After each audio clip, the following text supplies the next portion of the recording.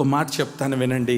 నీకు స్తోమత లేకపోవచ్చు, నీవు ఆర్థికంగా ఇబ్బందులతో ఉండవచ్చు, చదివించలేని స్థితిలో నీ తల్లిదండ్రులు ఉండవచ్చు. కానీ ఒక్కటి గుర్తుపెట్టుకోండి, నిన్ను సృష్టించిన సృష్టికర్త పేదవాడేమీ కాదు, భిక్షగాడేమి.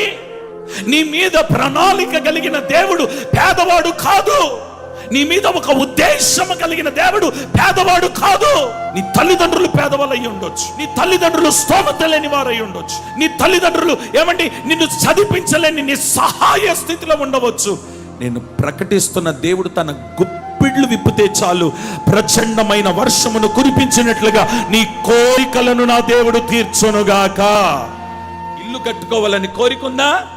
ఈ సంవత్సరం ఇల్లు కట్టుకోవడానికి తన గుప్పిళ్ళు విప్పబోతున్నాడు. ఇల్లు కొనుక్కోవాలనుకుంటున్నావా? ఇల్లు కొనుక్కోవడానికి దేవుడు తన గుప్పిళ్ళు విప్పబోతున్నాడు.